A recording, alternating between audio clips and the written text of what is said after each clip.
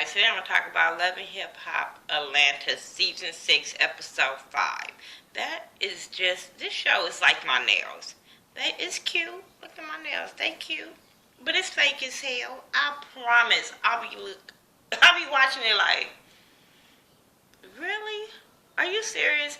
I'll be thinking about Forest Rocks every time I'll be watching it like, really, Mona, bitch? Really? But, yeah, shout out to Forest Rocks. Make sure y'all checking out her channel. It started with Stevie J want to hang out with the guys. He been going through some things and all that, so he want to hang out with the guys. Jock, Scrappy, Kurt, Ernest was there. Ernest is one of the guys now. This guy named Tango came with Kurt and Bobby Valentino, the extra of Love and Hip Hop that's never a castmate, but they were always on here. But okay. So they all talking or whatever. I wrote some notes down so I don't forget some certain things. But they hanging out. They doing guy stuff. Kirk don't know if it's a good idea to be hanging with these single dudes. But hey, he gonna hang out with them. He going through some things with Rashida. So what better way to talk to the guys that he ain't talked to? And he been hearing things in the street. So he want to see what's being said. Whatever.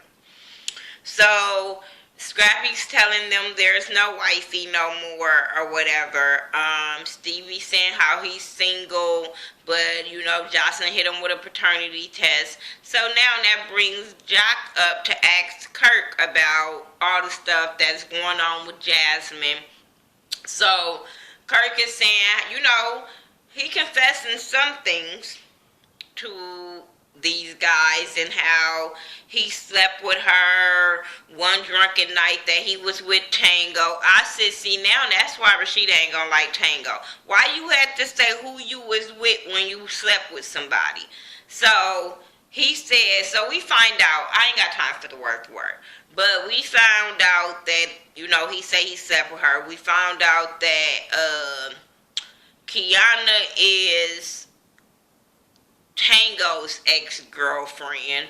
I'm like, everybody just on here fucking everybody. Everybody hang in the same circles. It's just a mess. So, Jock is telling him all of the rundown. Carly this, Carly got this, Carly got video, Carly got text messages, Carly sent me a picture of the baby, but the baby ain't got no booty chin. Well, the baby got a booty chin, but you ain't got no booty chin, but I got a booty chin. So now Jock is making it seem like it's his baby. I said, boy, we'll get to that. But boy, okay.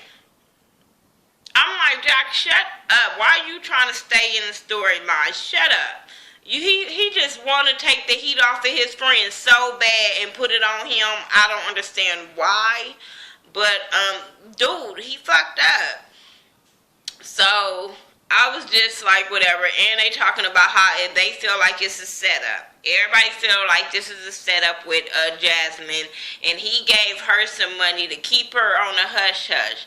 I said, until they get all this squared away or whatever, until he could tell his wife and all this. And I'm just sitting there like, you tell everybody everything else and confess all this shit on TV, but every time you talk to Rashida, you be like, I'm not going to tell her this, I'm not going to tell her that. But you confessing everything on national TV. This is so stupid to me.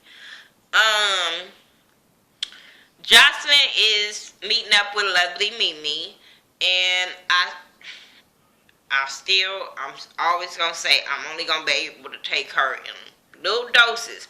I'm not going to say I don't like her, because there are certain things that she say that I be like, okay, I can get with. But there are some things I be like, girl, you doing too much. You just came on here doing too much, and you rub too many people the wrong way. But she need a job now. She told Jocelyn how she quit the glam shop or whatever, and Jocelyn said she had been to the glam shop with Lovely Mimi, only, you know, knowing Lovely Mimi and letting her do the nails or whatever. But she was talking about how she wanted to start her own shop and she needed Jocelyn to be her VIP client. So Jocelyn could post it online and, stuff like that. And Jocelyn was down with that. Jocelyn was like, I can do that for you. And I like how she was being supportive towards her. And giving her a chance or whatever, because she needs some new group of friends. Ain't nobody else fucking with her. And that's what she told her. She was like, I can post it, but none of the other girls like me. I ain't got no friends out here. And I'm sitting there like, girl, long as you post them and somebody lives in Atlanta, you can get this girl some clients. It might not be them as celebrity clients, but hell, that's on her to work up on them. That's not up on you. But you can get this girl some clients just posting your nails saying where you got them from. Like I do my homegirl KK Nails. Make sure y'all hit her up. She always hooking me up. I'm just saying. I'm all about support. So if they shouting out they nail tech, let me shout out mine. But it was funny when she told her she knew Tommy. That bitch was like, you better watch out for Tommy. I said, well, they the same kind of people with different colors. And that's when she was like, well, I'm not going to tell her about my mug shots. I said, you might as well. It's going to be on TV. Like, hell, what you hiding your stuff for? And if you trying to be cool with her, let her know the real you. You ain't got to hide your mug shots from her. She got one, too. Chanela Kabinakor, whatever her damn name was, she got one, too. She was talking about how she had sex with all these girls. I said, that's why they don't like her. I said, well, if you had sex with them and they don't like you, therefore your head game wasn't good then. I'm just saying. But she said how she was telling her how she is having this new video called Baby Daddy, and it's about women empowerment and all this kind of stuff. And I thought that was a good look. You know what I'm saying? So I'm down with her. First of all, I gotta hear the song first. Let me stop for a second. I need to see the video. Shit, I gotta hear the goddamn song before, because I'm just saying, Jocelyn, you keep making these songs and videos and they ain't going nowhere yet. You might want to rethink some shit. Jock and Shooter go out on a double date with their girls, Carly and Sierra. And it goes bad from fucking jump because they saying that's because we get introduced to Shooter. And I kept saying, damn, can we see him? Remember, I was like, damn, can we see him? We keep hearing his damn name. But they said they've been married. He said they've been married or they've been together 8 years or married for 7 or something like that. So they've been together for a little minute. But they've been having a strain on their marriage because of the glam shop and him doing it with his thing, I guess, in the music industry. Never heard of him. I don't know. No shade. But him being in the music industry and her doing her thing and her always talking about the glam shop and her always focused on her job, it's been causing a rift in their marriage. I said, oh, this is not going to be good. So then they start talking about, Carly was spilling the beans to somebody else. I'm glad she didn't say no names, but I was like, girl, shut up, be quiet. But she was telling them about how, she had this friend and how he stepped out on the marriage and all this kind of bullshit and whatever. And how Jock slept with the girl too. And Shooter had said something about, I don't remember, but I know Sierra got mad and told his ass to shut up. I was like, and it kind of went left because then Sierra started talking about, what went down in her stuff with Lovely Mimi and all that kind of stuff in her shop. And he was like, okay, enough talking about work. Like, he did not want to hear about that. He got irritated about her talking about work. Then they kind of start arguing, and they start talking about her being gone too much, and then all of a sudden she started bringing up about him not fucking her, and if he was fucking her, and all this kind of stuff, and I'm just sitting there like, I'm looking like Carly, like, girl, this is too much for this conversation and for us to be here with y'all when, no, you don't know my man like that, no. Like, we ain't having these kind of domestic conversations like that where y'all sitting there arguing. I would have been like, you know what, I think y'all need to talk. We about to go over here because I don't need to hear all this. But Shooter ended up walking away, and she acted like a straight ass bird, jumping up, making a scene, following after him, grabbing on him. I was like, girl, go eat some bird seeds because you need to pipe the fuck down. I hate when bitches do that. Like, why are you making a scene in public and like, ugh, it just irritates me. Jocelyn meets up with Melissa at, I guess the venue or whatever they want to do for baby daddy. And she's telling Melissa about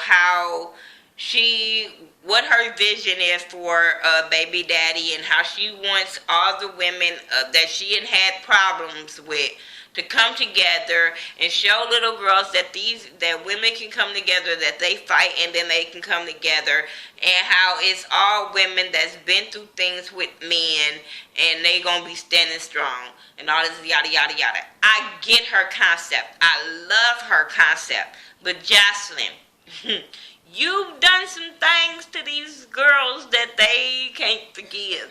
You know, some people can't forgive you popping them or you pulling their hair, and you know, because I'm sorry. I don't care if we was friends. You put your hands on me, bitch. No, we ain't cool. We ain't talking no more, bitch. I don't care how much you want to be my friend. Fuck you. But some of these girls you weren't even friends with like that, and you put your hands on. Like Tammy, I can totally get Tammy saying, bird ass Carly, she gonna act like she hard. I don't care what nobody say. She gonna act like she hard for a minute, but she really deep down inside wanna be Jocelyn's friend. I don't care because I'm just saying. But you've done some things to these girls, and they talked about that. They talked about Tammy. She was like, "Girl, that was 2 years ago." I get that. I get that it was a long time ago. And if y'all gonna be on the show, whatever, if y'all gonna fuck around and talk to each other, y'all gonna leave it alone and not bring that shit back up. But bitch, if we fought and I don't wanna fuck with you, I just don't wanna fuck with you. I don't care how long ago it was. So I get that aspect. Like I said, if it's 2 years ago, if we're gonna be back cool, then I expect it not to be brought up there every time we turn around that we ain't had a fight. But if me, bitch, I ain't gonna be your friend after 2 years. You put your hands on me. Our friendship just over. We ain't gotta talk. We ain't gotta coexist. Bitch, go find some new friends. Carly talked about the blackmail shit. She gonna say, I didn't blackmail her. Bitch, stop lying. We all know you blackmailed her. Like, well, you tried to. Stop. With a blank envelope. Jessica, they showed her throwing money at Jessica. I said, Jessica want to be Jocelyn's friend too. Her and Carly. They both want to be her friend. They both just need storylines and be sing. Whatever. Mimi, she was like, hell no. That porn star, I ain't fucking with her. I don't want to be cool with her. I don't want her here. That bitch ain't strong. I'm just saying. And then when Melissa told her, bitch, how am I going to do this when they think you Satan's spy? She was like, who, me? Me? Yeah, you. You know these girls. Jocelyn, stop playing. Stop playing. Anyway, Melissa gonna see what she can do. Melissa say these girls gonna be mad at her, but what? Hey, she gonna do what she gotta do. Treasure P meets up with Mimi and Mariah.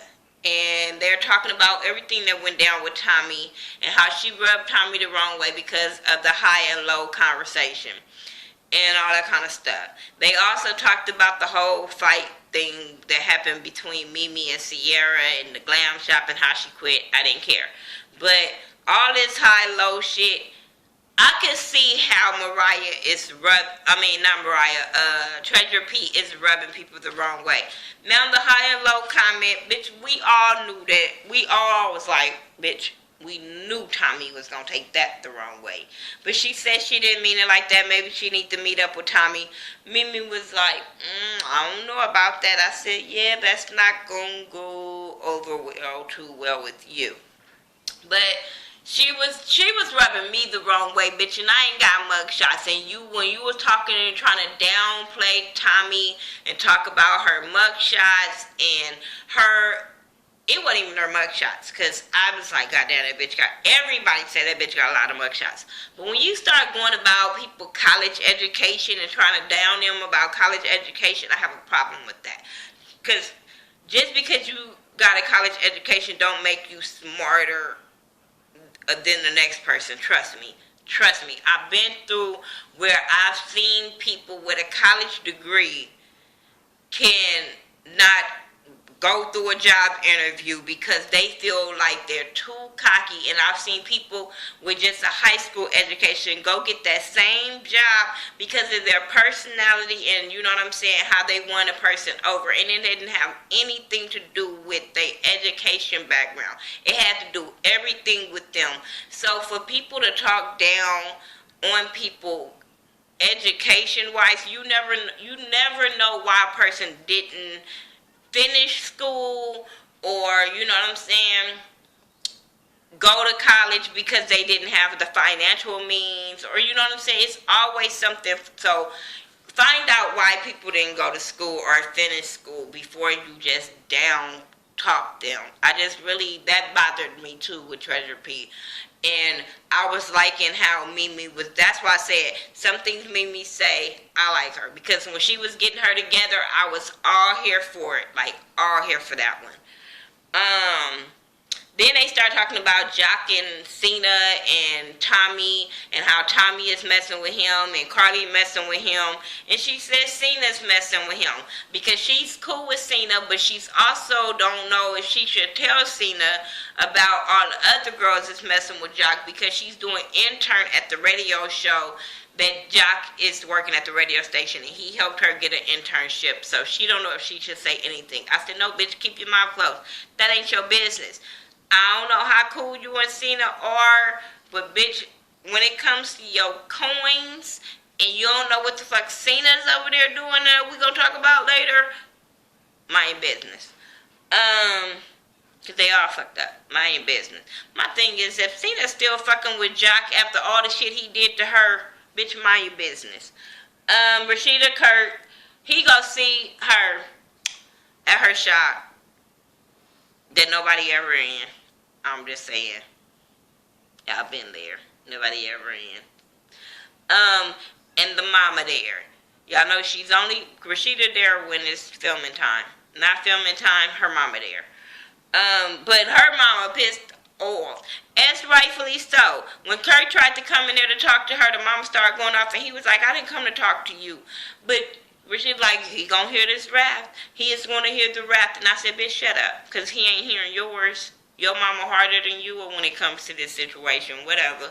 So the mama started going off on him about what he's doing, what he's put Rashida through, and then she said, you need to file for divorce. And she walked away.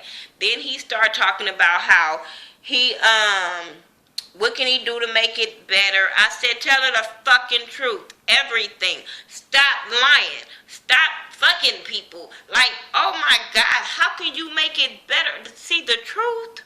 That one right there.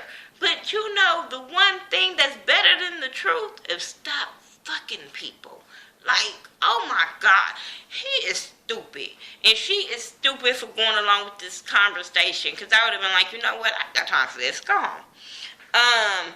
But he was talking about how the girl is scamming him because she was like, it's a baby involved. And he was like, I think they scamming and all this shit. I'm like, I don't care. You still fucked her. So why are we still talking about this baby situation? We can't move on to the baby because I can't get past the part you fucked the girl. I'm just saying. Then he like, let's move forward. She like, shit, I'm at separation right about now. And I said, no, you ain't, bitch. Stop lying. But I'm like, how can you move forward when you still trying to base it on a lie? Like, come on, you not telling her everything. So how can you move forward? He dumb. Then he gonna say, well, let's go to a marriage counselor. And girls always fall into that dumbass bullshit that if a man say let's go to a marriage counselor, that means he really wants to fix it. No, bitch, he really just don't want to lose you right now because he ain't got no shit secure to go to the next one. When he do, he don't give a fuck about no marriage counselor.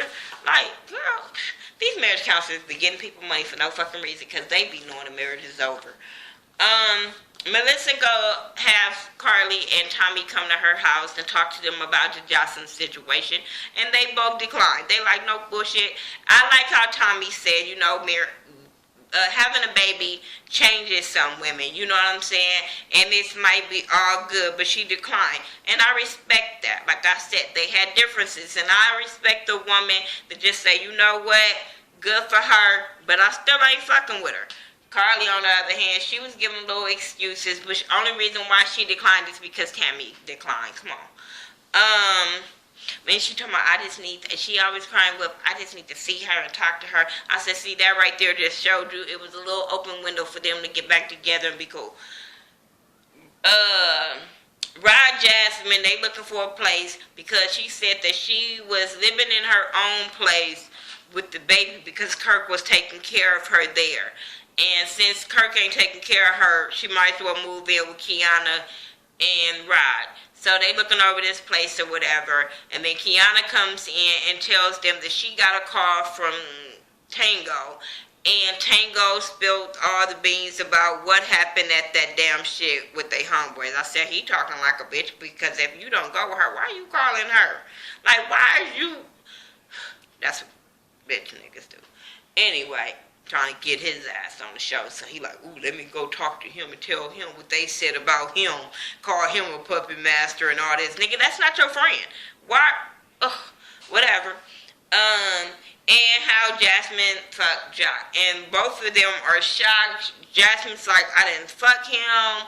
Hell no. So they both pissed off and feel like they need to talk to Jock. He felt like he need to put hands on everybody. He want to put hands on Jock. He want to put hands on Rod. He just pissed off that his name is still up in these goddamn Atlanta streets. So I'm like, okay.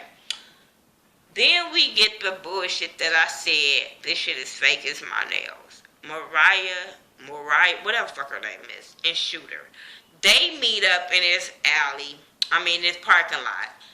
And she wants some money from him. For her not to tell her, Sierra that she fucking with her husband. I said, see, this is why bitches like you get stumped the fuck out. This is why bitches be on the ID channel trying to figure out what happened to that bitch's body. I'm just saying, because I don't understand the blatantly, I'm sleeping with that bitch man. She's my boss, but she's not paying me enough, so he's gonna give me the side money because he's my side nigga. Oh, I just want to jump through the TV and say, bitch, girl, like, who's your mama, grandma, aunties, cousins? Who the fuck raised you? Like, bitch, did you just get abandoned when you was little in front of the fucking fire station with nobody to guide you? Like, why would you think this is okay to just blatantly say, I'm fucking my boss's husband because she's not? Bitch, go get another better paying job, you sorry bitch. Like, this is why I get irritated when I come to review these shows. They make my blood pressure go up because I get so mad at women to do this type of stuff. I get so emotional to see young girls think this is cute, to show other young girls to say this is okay to be the side chick, a thought bitch. Like, I don't understand. Like, what are we teaching our girls that this is okay? This is showing you how people end up in fucked up situations. Like, you can put his wife in a fucked up situation where she can snap and kill you, girl. Like, why? I don't understand. And you know, a lot of girls don't go after the husband. They go after the bitch that's ruining what they think is ruining their marriage, like the man didn't have nothing to do with that. I don't understand.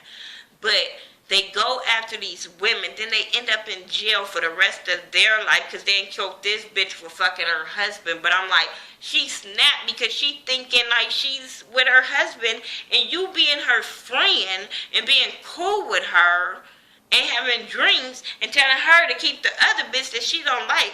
See, like I said, some things be justifiable. I'm just saying, y'all can't never have me on no motherfucking jury. Because some things I think be justifiable. I was raised in a different era. I don't know. I love my grandmother for teaching me the morals that I have. I'm just saying, because no way that I would ever think this is cute. No way would I ever be on the bandwagon of a bitch fucking some married man and be cool and blatantly say fuck his wife, and they gonna say this not enough money, Sierra acting like she needs some more money. Girl, and then the next week we see this nigga blatantly disrespect you like you the side bitch you are. Okay. Carly and Jock meet up with Rod and Jasmine.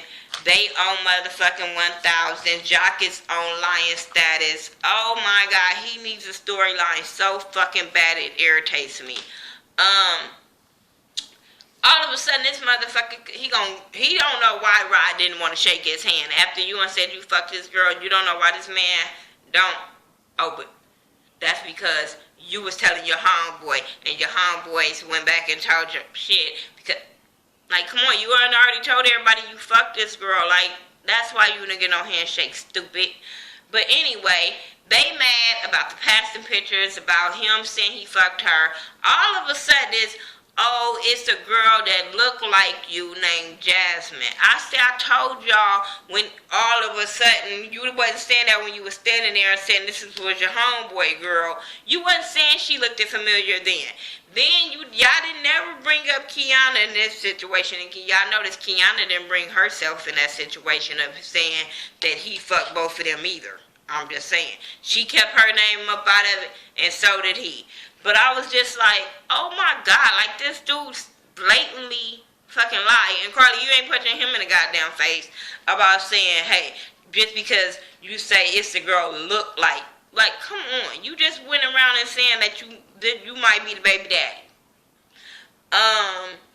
And I like how she was like, I would deal with Kirk accordingly. I'm not gonna say this girl is lying. I'm not gonna say she a scam artist.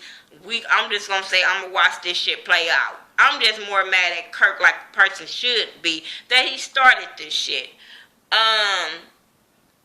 She told that bitch, erase them pictures. When that bitch said, I feel like hitting you, Carly said, do it. Carly knew them securities was not going to let her do it. And that bitch, like, girl, she kind of punked you on TV because you wasn't trying to do it until them securities came a little bit closer and shit. But, girl, like, somebody must have told you, bitch, you hit her, you ain't going to be on the show, or you going to get doxxed and pay or something.